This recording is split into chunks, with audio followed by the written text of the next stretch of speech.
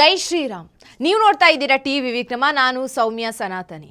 ನಮ್ಮ ಟಿವಿ ವಿಕ್ರಮದ ಎಲ್ಲ ಕಾರ್ಯಕ್ರಮಗಳ ನೋಟಿಫಿಕೇಶನ್ ನಿಮಗೆ ಸಿಗಬೇಕಂತ ಹೇಳಿದ್ರೆ ನಮ್ಮ ಟಿವಿ ವಿಕ್ರಮ ಚಾನೆಲ್ ಅನ್ನು ಸಬ್ಸ್ಕ್ರೈಬ್ ಮಾಡಿ, ಹಾಗೆ ಬೆಲ್ ಬಟನ್ ಕ್ಲಿಕ್ ಮಾಡೋದನ್ನ ಖಂಡಿತ ಮರಿಬೇಡಿ. ವೀಕ್ಷಕರೇ, ಎಲ್ಲಿ ನೋಡಿದ್ರು ಎಕ್ಸಿಟ್ ಪೋಲ್ ಹವಾ. ಕೊನೆಯ ಹಂತದ ಚುನಾವಣೆ ಮುಗಿತಾ ಇದ್ದ ಹಾಗೆ ಎಲ್ಲ ಎಕ್ಸಿಟ್ ಪೋಲ್ ಸರ್ವೆ ತಂಡಗಳು ತಮ್ಮ ತಮ್ಮ ರಿಪೋರ್ಟ್ಗಳನ್ನು ರಿಲೀಸ್ ಮಾಡಿವೆ. ವಿಶೇಷ ಏನಂದರೆ, ಬಹುತೇಕ ಎಲ್ಲ ಸಮೀಕ್ಷೆಗಳಲ್ಲೂ ಎನ್ಡಿಎ ಮೈತ್ರಿಕೂಟಕ್ಕೆ ಮೇಲುಗೈ. ಎನ್ಡಿಎ ಜಾರ್ಖಂಡ್ ಮತ್ತು ಮಹಾರಾಷ್ಟ್ರ ಎರಡು ಕಡೆ ಅಧಿಕಾರದ ಗದ್ದುಗೆ ಏರುತ್ತೆ, ಹೀಗಂತ ಭವಿಷ್ಯ ಬರ್ತಾ ಇದೆ. ಈ ಸಲ ಎಕ್ಸಿಟ್ ಪೋಲ್ಸ್ ನಿಜ ಆಗತ್ತಾ? ಕಳೆದ 2 ಬಾರಿಯ ಎಕ್ಸಿಟ್ ಪೋಲ್ಸ್ ಪೂರ್ತಿಯಾಗಿ ಉಲ್ಟಾಗಿದೆ. ಲೋಕಸಭಾ ಚುನಾವಣೆಯಲ್ಲಿ ಚಾಣಕ್ಯ, ಆಕ್ಸಿಸ್, ಮೈ ಇಂಡಿಯಾ, ಮ್ಯಾಟ್ರಿಜ್ ಹೀಗೆ ಘಟಾನುಘಟನೆಗಳ ಸಮೀಕ್ಷೆಯೇ ತಿರುಗುಮುರುಗು ಆಗೋಯ್ತು. ಅಫ್ಕೋರ್ಸ್ ಎನ್ಡಿಎ ಅಧಿಕಾರಕ್ಕೇನೋ ಬಂತು, ಆದರೆ ಸರ್ವೆ ತಂಡಗಳು ನೀಡಿದಂಥ ನಂಬರ್ಗೂ ಅಸಲಿ ಫಲಿತಾಂಶಕ್ಕೂ ಸಿಕ್ಕಾಪಟ್ಟೆ ವ್ಯತ್ಯಾಸ ಇತ್ತು. ಆ ನಂತರ ಹರಿಯಾಣ ಚುನಾವಣೆ ಬಂತು. ಈ ಬಾರಿ ಸಮೀಕ್ಷೆಗಳು ಎನ್ಡಿಎ ವಿರುದ್ಧ ಇದ್ವು. ಆದರೆ ಹರಿಯಾಣ ರಿಸಲ್ಟ್ ಏನಾಯಿತು? ಬಿಜೆಪಿ ಭರ್ಜರಿಯಾಗಿ ಜಯಗಳಿಸಿ ಹ್ಯಾಟ್ರಿಕ್ ಸಾಧನೆ ಮಾಡೇ ಬಿಡ್ತು. ಸೊ ಈ 2 ಘಟನೆಗಳ ನಂತರ ಎಕ್ಸಿಟ್ ಪೋಲ್ ಅಂದರೆ ಜನ ನಗೋ ತರಹ ಆಗ್ಬಿಟ್ಟಿದೆ. ಎಕ್ಸಿಟ್ ಪೋಲ್ ಏನು ಬರುತ್ತೋ ಅದರ ವಿರುದ್ಧವಾದ ರಿಸಲ್ಟ್ ಬರುತ್ತೆ ಅಂತ ಜನ ಜೋಕ್ ಮಾಡೋಕ್ಕೆ ಶುರು ಮಾಡಿದ್ದಾರೆ. ಬಟ್ ಒಂದು ಮಾಹಿತಿ ಪ್ರಕಾರ ಈ ಬಾರಿ ಮಹಾರಾಷ್ಟ್ರ ಮತ್ತು ಜಾರ್ಖಂಡ್ ರಾಜ್ಯಗಳಲ್ಲಿ ಎಲ್ಲ ಸಮೀಕ್ಷಾ ತಂಡಗಳು ಸೀರಿಯಸ್ ಆಗಿ ಸರ್ವೆ ನಡೆಸಿವೆ ಅಂತ. ಈ ಬಾರಿ ಅತಿ ಹೆಚ್ಚು ಸ್ಯಾಂಪಲ್ಗಳನ್ನು ಕಲೆಕ್ಟ್ ಮಾಡಿದ್ದಾರೆ. ಚುನಾವಣೆ ಅನೌನ್ಸ್ ಆದಾಗಿನಿಂದ ಮುಗಿಯೋ ತನಕ ಕ್ಷೇತ್ರಗಳಲ್ಲಿ ಇದ್ದು ಅಭಿಪ್ರಾಯ ಸಂಗ್ರಹಣೆ ಮಾಡಿದ್ದಾರೆ. ಬೂತ್ ಮಟ್ಟದಲ್ಲಿ ಕೂಡ ಸರ್ವೆಗಳನ್ನು ನಡೆಸಿ ನಂಬರ್ಗಳನ್ನು ತಗೊಂಡಿದ್ದಾರೆ. ಇದು 2 ರಾಜ್ಯಗಳಿಂದ ಬಂದಿರುವಂತಹ ಮಾಹಿತಿ. ಹೀಗಾಗಿ ಈ ಬಾರಿ ರಿಸಲ್ಟ್ ಮತ್ತು ಎಕ್ಸಿಟ್ ಪೋಲ್ ಮ್ಯಾಚ್ ಆಗತ್ತೆ ಅಂತ ಮಾಧ್ಯಮಗಳು ಹಾಗೆ ಪೊಲಿಟಿಕಲ್ ಪಾರ್ಟಿಗಳು ನಿರೀಕ್ಷಿಸ್ತಾ ಇದ್ದಾರೆ. ಓಕೆ, ಮೊದಲು ಜಾರ್ಖಂಡ್ ಕ್ಷೇತ್ರದ ಎಕ್ಸಿಟ್ ಪೋಲ್ಸ್ ನೋಡೋಣ. ಇಲ್ಲಿ ಒಟ್ಟು ಸ್ಥಾನಗಳು 81. ಮಿನಿಮಮ್ 41 ಸೀಟ್ ತಗೊಂಡವರಿಗೆ ಅಧಿಕಾರ. ಅದು ಸರಳ ಬಹುಮತಕ್ಕೆ ಬೇಕಾಗಿರುವಂಥ ಮ್ಯಾಜಿಕ್ ನಂಬರ್.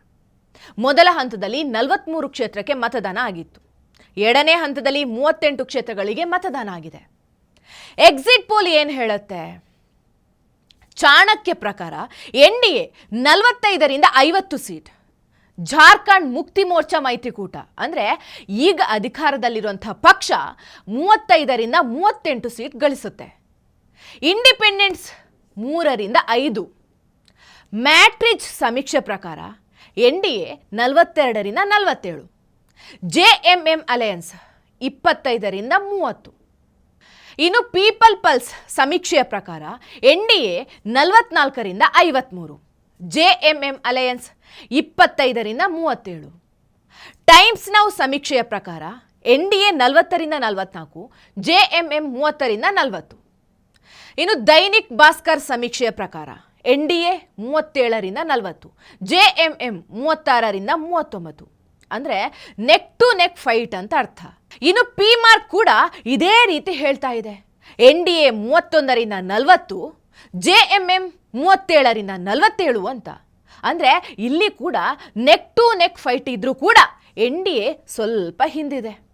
ಆದರೆ ಆಕ್ಸಿಸ್ ಮೈ ಇಂಡಿಯಾ ಮಾತ್ರ ಈ ಸಲ ಜೆಎಂಎಂ ಪುನಃ ಅಧಿಕಾರ ಹಿಡಿಯುತ್ತೆ ಅಂತ ಭವಿಷ್ಯ ನುಡಿದಿದೆ. ಆಕ್ಸಿಸ್ ಮೈ ಇಂಡಿಯಾ ಪ್ರಕಾರ ಎನ್ಡಿಎ 17ರಿಂದ 27, ಜೆಎಂಎಂ ಮೈತ್ರಿಕೂಟ 49ರಿಂದ 59. ಈ ನಂಬರ್ಸ್ ಬರುತ್ತೆ ಅಂತಿದ್ದಾರೆ. ಹೇಮಂತ್ ಸೊರೇನ್ ಜೈಲಿಗೆ ಹೋಗಿ ಬಂದಿದ್ರಿಂದ ಸಿಂಪತಿ ಕ್ರಿಯೇಟ್ ಆಗಿದೆ ಅಂತ ಆಕ್ಸಿಸ್ ಮೈ ಇಂಡಿಯಾ ಅವರ ಪರವಾಗಿ ರಿಪೋರ್ಟ್ ಕೊಟ್ಟಿದೆ. ನಾಳೆ ಇಷ್ಟೊತ್ತಿಗೆ ಗೊತ್ತಾಗಿರುತ್ತೆ ಅಲ್ವಾ? ನೋಡೋಣ ಯಾರ ಸಮೀಕ್ಷೆ ಹೆಚ್ಚು ನಿಯರ್ ಇತ್ತು ಅಂತ ಕೂಡ ನಾಳೆ ಇಷ್ಟೊತ್ತಿಗೆ ಗೊತ್ತಾಗ್ಬಿಟ್ಟಿರುತ್ತೆ. ಇನ್ನು ಮಹಾರಾಷ್ಟ್ರ ಒಟ್ಟು ಸೀಟ್ 288, ಸರಳ ಬಹುಮತಕ್ಕೆ 145 ಸೀಟ್. ಎಲೆಕ್ಷನ್ ಒಂದೇ ಹಂತದಲ್ಲಿ ಮುಕ್ತಾಯ ಕೂಡ ಆಗಿದೆ. ಇದು ಕೂಡ ನಾಳೆಯೇ ರಿಸಲ್ಟ್. ಬಿಜೆಪಿ ಶಿಂದೆ ಬಣದ ಶಿವಸೇನೆ, ಅಜಿತ್ ಪವಾರ್ ಬಣದ ಎನ್ಸಿಪಿ ಒಂದು ಕಡೆ ಆದರೆ, ಕಾಂಗ್ರೆಸ್ ಶರದ್ ಪವಾರ್ ಬಣದ ಎನ್ಸಿಪಿ ಮತ್ತು ಉದ್ಧವ್ ಶಿವಸೇನೆ ಇನ್ನೊಂದು ಕಡೆ. ಇಲ್ಲಿ ಎಲೆಕ್ಟ್ರಲ್ ಎಡ್ಜ್ ಮತ್ತು ಲೋಕ್ಶಾಹಿ ಮರಾಠಿ ರುದ್ರ ಅನ್ನೋ ಲೋಕಲ್ ಸರ್ವೆ ಟೀಮ್ಗಳನ್ನು ಬಿಟ್ಟರೆ ಮಿಕ್ಕಿರೋ ಎಲ್ಲ ಸಂಸ್ಥೆಗಳು ಕೂಡ ಎನ್ಡಿಎ ಅಧಿಕಾರಕ್ಕೆ ಬರೋದು ಖಚಿತ ಅಂತ ಹೇಳ್ತಾ ಇದೆ. ಪಿ ಮಾರ್ಕ್ ಏನು ಹೇಳಿದೆ ಅಂದರೆ, ಎನ್ಡಿಎ ಅಂದರೆ ಮಹಾಯುತಿ ಒಕ್ಕೂಟ 137ರಿಂದ 157ಕ್ಕಿಂತ ಹೆಚ್ಚು, ಇಂಡಿ ಅಲಯನ್ಸ್ ಅಂದರೆ ಮಹಾವಿಕಾಸ್ ಅಘಡಿ 126ರಿಂದ 146. ಇದರ ಅರ್ಥ ಏನಂದರೆ ಟಫ್ ಫೈಟ್ ಇದೆ, ಆದರೆ ಮಹಾಯುತಿಗೆ ಎಡ್ಜ್ ಇದೆ ಅಂತ. ಇನ್ನು ಪೀಪಲ್ ಪಲ್ಸ್ ಪ್ರಕಾರ ಮಹಾಯುತಿ 175ರಿಂದ 195, MVA 85ರಿಂದ 112. ಏನಿದರ ಅರ್ಥ? ಬಿಜೆಪಿ ಮೈತ್ರಿಕೂಟ ಭಾರೀ ಅಂತರದಿಂದ ಜಯ ಸಾಧಿಸುತ್ತೆ ಅಂತ. ಮ್ಯಾಟ್ರಿಚ್ ಕೂಡ ಆಲ್ಮೋಸ್ಟ್ ಹೀಗೆ ಭವಿಷ್ಯ ಹೇಳಿದೆ. ಮಹಾಯುತಿ 150ರಿಂದ 170, MVA 110ರಿಂದ 130. ಆದರೆ ಚಾಣಕ್ಯ ಈ ಸಲ ಕಾನ್ಫಿಡೆಂಟ್ ಆಗಿ ಹೇಳ್ತಾ ಇದ್ದಾನೆ, ಮಹಾಯುತಿ 152ರಿಂದ 160 ಸೀಟ್ ಗೆಲ್ಲೋದು ಖಚಿತ ಅಂತ. ಇನ್ನು ದೈನಿಕ್ ಭಾಸ್ಕರ್ ಜಿದ್ದಾಜಿದ್ದಿ ಫೈಟಲ್ಲಿ ಮಹಾಯುತಿ 10 ಸೀಟ್ ಜಾಸ್ತಿ ಗೆಲ್ಲುತ್ತೆ ಅಂತ ಹೇಳ್ತಾ ಇದೆ. ಆದರೆ ಎಲೆಕ್ಟ್ರಲ್ ಎಡ್ಜ್ ಮಾತ್ರ ಮಹಾಯುತಿ 118ಕ್ಕಿಂತ ಹೆಚ್ಚು ಸೀಟ್ ಗೆಲ್ಲಲ್ಲ. ಕಾಂಗ್ರೆಸ್ ಮೈತ್ರಿಕೂಟ 150 ಸೀಟ್ ಗೆದ್ದು ಅಧಿಕಾರ ಹಿಡಿಯುತ್ತೆ. ಇಂಡಿಪೆಂಡೆಂಟ್ಸ್ 20 ಸೀಟ್ ಗೆಲ್ತಾರೆ. ಅವರನ್ನು ಸೇರಿಸ್ಕೊಂಡ್ರೂ ಕೂಡ ಮಹಾಯುತಿಗೆ ಅಧಿಕಾರ ಪಡೆಯೋಕೆ ಆಗಲ್ಲ ಅಂತ ಭವಿಷ್ಯ ನುಡಿತಾ ಇದೆ. ವೀಕ್ಷಕರೇ, ಮತದಾನ ಆಗಿ ಹೋಗಿದೆ, ಇನ್ನು ಅದನ್ನು ಬದಲಾಯಿಸೋದಕ್ಕಂತೂ ಆಗಲ್ಲ. ಸಮೀಕ್ಷೆಗಳು ಎಂಡ್ ಆಫ್ ದಿ ಡೇ ಕೇವಲ ಊಹೆ ಅಷ್ಟೇ, ಯಾರಿಗೂ ಅಕ್ಯುರೇಟ್ ನಂಬರ್ಸ್ ಕೊಡೋದಕ್ಕೆ ಸಾಧ್ಯ ಇಲ್ಲ. ಆದರೆ ಈ ಸಲ ತಮ್ಮ ಮೇಲಿರುವಂಥ ನಂಬಿಕೆ, ತಮ್ಮ ರೆಪ್ಯುಟೇಷನ್ ಹಾಳು ಮಾಡ್ಕೋಬಾರ್ದು ಅಂತ ಎಲ್ಲ ಸಂಸ್ಥೆಗಳು ಕೂಡ ಬಹಳ ಶ್ರಮ ಹಾಕಿ ಸರ್ವೆ ಮಾಡಿದೆ. ಹೀಗಾಗಿ ರಿಪೋರ್ಟ್ಗಳನ್ನು ಗಂಭೀರವಾಗಿ ಪರಿಗಣಿಸಬಹುದು. ಮೆಜಾರಿಟಿ ಸರ್ವೆಗಳು NDA ಪರವಾಗಿ ತೀರ್ಪು ನೀಡಿರೋದ್ರಿಂದ NDA ಎರಡೂ ರಾಜ್ಯಗಳಲ್ಲಿ ಅಧಿಕಾರಕ್ಕೆ ಬರುತ್ತೆ ಅನ್ನೋ ನಿರೀಕ್ಷೆ ಜನರಲ್ಲಿದೆ. ಲೋಕಸಭಾ ಚುನಾವಣೆ ನಂತರ ಬಿಜೆಪಿ ಭರ್ಜರಿಯಾಗಿ ಕಂಬ್ಯಾಕ್ ಅಂತೂ ಮಾಡಿದೆ. ಆ ಜೈತ್ರ ಯಾತ್ರೆ ಇಲ್ಲೂ ಮುಂದುವರಿಯುತ್ತಾ ಅನ್ನೋದನ್ನ ಕಾದು ನೋಡಬೇಕು. ತುಂಬಾ ಕಾಯೋ ಅಗತ್ಯ ಏನಿಲ್ಲ, ಕೇವಲ 24 ಗಂಟೆ ಅಷ್ಟೇ.